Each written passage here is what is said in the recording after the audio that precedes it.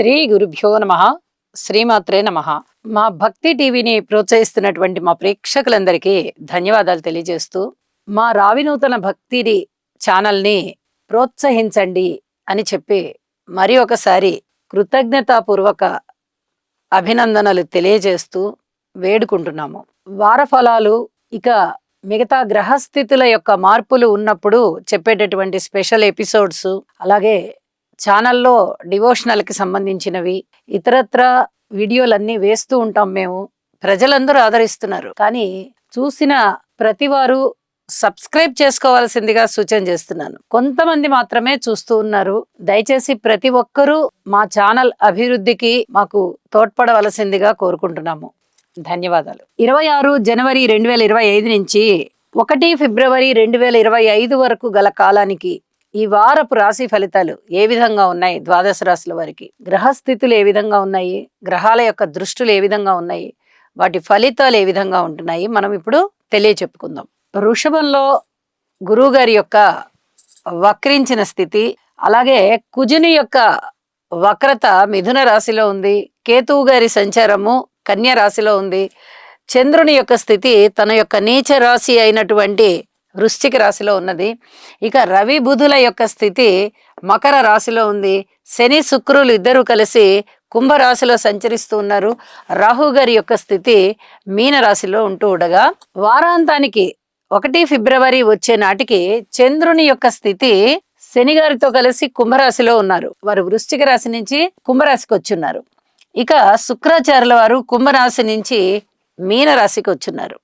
ఇక గ్రహ సమ్మేళనాల యొక్క ఫలితాలు ఏమిటి అనేది తీసుకున్నట్టయితే, శుక్ర రాహుల యొక్క కలయిక అంత మంచిది కాదు. ఇది భార్యాభర్తల యొక్క అన్యోన్యతని దెబ్బతీస్తుంది, ప్రేమికుల యొక్క అన్యోన్యతని దెబ్బతీస్తుంది, వివాహ జీవితంలో ఆటంకాలను ఇస్తుంది. అలాగే కళాత్మకమైనటువంటి వ్యాపార వ్యవహారాలు ఉన్న వారికి కూడా కొంత ఇబ్బందికరమైన పరిస్థితి ఉంటుంది. ఇలా అన్యోన్యత ఎక్కడుందో అక్కడ దెబ్బతినే విధంగా, ఆప్యాయతలు, ఆదరణలు, ప్రేమలు, అభిమానాలు ఎక్కడున్నాయో అక్కడ అవి కొంచెం దెబ్బతినే విధంగా ఈ శుక్రాచార్యుల వారిని రాహు గారు చెడగొడతారు. కాబట్టి శుక్రగ్రహ స్తోత్రాలు చేసుకోవాల్సిందిగా సూచన చేస్తున్నాను.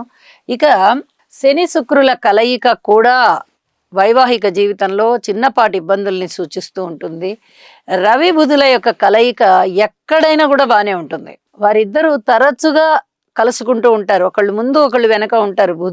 భూమికి దగ్గరగా ఉండేటటువంటి గ్రహాలు కాబట్టి ఈ 2 గ్రహాలు తరచుగా ఒకే రాశిలో కలుసుకోవడం కానీ, లేదా 10 డిగ్రీల వ్యవధానంతో పక్కపక్క రాశుల్లో ఉండడం కానీ కూడా జరుగుతూ ఉంటుంది. అయితే ఇక్కడ మకర రాశిలో ఉంటూ ఉన్న కారణం చేత, వీరి పైన గురువు గారి యొక్క దృష్టి కూడా ఉంటూ ఉన్న కారణం చేత అద్భుతమైనటువంటి ఫలితాలు ఉంటాయి. ముఖ్యంగా లాంగ్వేజెస్కి సంబంధించి, అడ్మినిస్ట్రేషన్కి సంబంధించి చాలా చాలా మంచి ఫలితాలు ఉండబోతూ ఉన్నాయి.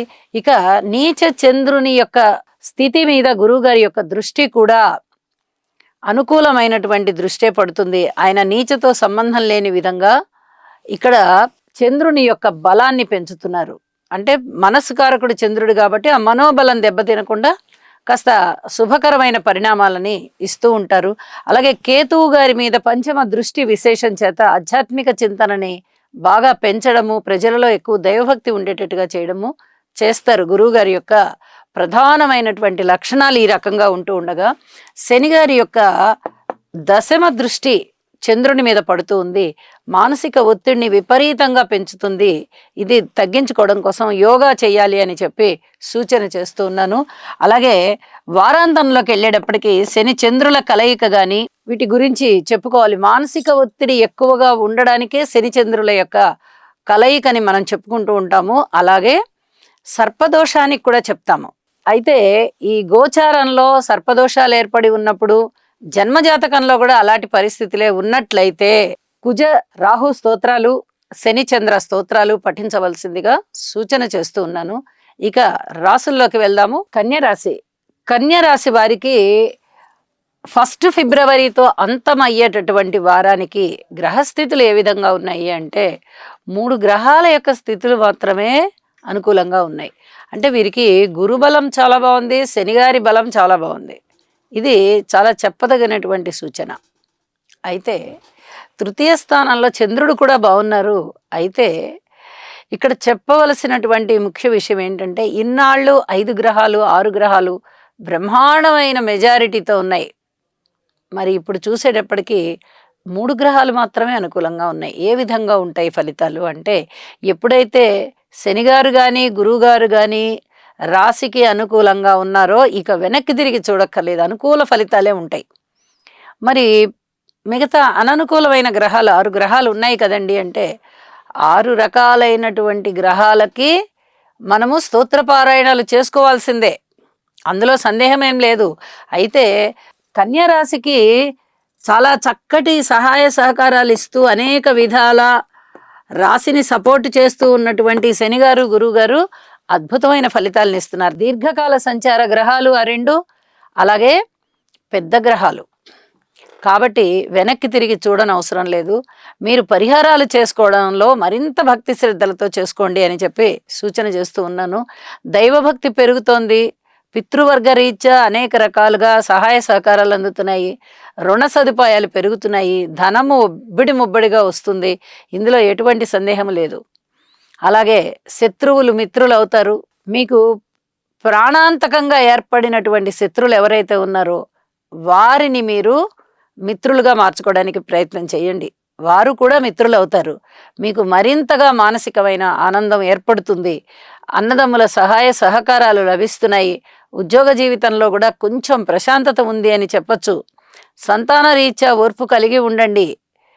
నిజానికి పంచమ స్థానంలో రవి బుధుల యొక్క కలయిక కోణస్థానంలో ఏర్పడి ఉంది. ఒక విధమైనటువంటి సుఖవంతమైనటువంటి మార్గాన్ని ఏర్పాటు చేస్తుంది. కానీ 5వ స్థానంలో రవి బుధులు ఇద్దరూ కూడా దుఃఖాలని కలహాలనే ఇస్తారు తప్ప సరైన మంచి ఫలితాలను ఇవ్వరు. కాబట్టి ఈ కోణస్థాన స్థితి అనేది కొంత మంచిదే అయినప్పటికీ ఆ స్థానంలో ఉన్న గ్రహాలు అంత పూర్తి సహకారాన్ని ఇవ్వవు. కాబట్టి 9 గ్రహాలకి కూడా స్తోత్ర పారాయణాలు చేసుకోండి. ఇది చాలా చాలా చెప్పదగినటువంటి సూచన అని చెప్పి తెలియజేస్తూ ఉన్నాను. అలాగే వారాంతంలోకి వెళ్ళేటప్పటికీ శుక్రాచార్యుల వారు సప్తమంలోకి వచ్చారు. చంద్రుడు 6వ స్థానంలోకి వచ్చారు. శని చంద్రుల యొక్క కలయిక కొద్దిగా వేదనని ఇస్తూ ఉంటుంది. కానీ ధనము విషయంలో విపరీతమైన ధనాన్ని ఇస్తుంది. పైగా లాభస్థాన అధిపతి ఇక్కడ పంచమ షష్ఠ స్థానాలకి అధిపతి అయినటువంటి శనిగారితో కలిసి ఉన్న కారణం చేత ఒక పక్క సంతాన రీత్యానే తృప్తి కలుగుతుంది. ఇంకొక పక్క రుణ భారాలు తగ్గిపోతాయి, రుణ సౌకర్యాలు పెరుగుతాయి, రుణాలు తీరిపోతాయి. ఇలా అనేక విధాలుగా మీకు ధన సంబంధమైనటువంటి సమస్యలు తీరిపోతాయి అని చెప్పి చెప్పడం జరుగుతోంది. ఇక ఉద్యోగ జీవితంలోనూ కాస్త ప్రశాంతంగానే ఉండండి. శుభకార్యాల విషయంలోనూ అలాగే ఉండండి. విలువైన ఆభరణాల విషయంలోనూ కించిత్ జాగ్రత్త తీసుకోండి. అలాగే చెప్పిన పరిహారాలు చేసుకుని మరింత మానసికమైనటువంటి స్థితిని పొందండి అని చెప్పి సూచన చేస్తూ ఉన్నాను. ప్రతి విషయంలోనూ ఓర్పు అవసరం. ఇది ముఖ్యంగా గుర్తుపెట్టుకోవాల్సినటువంటి నియమం అని చెప్పి మరొకసారి తెలియజేస్తూ శుభం.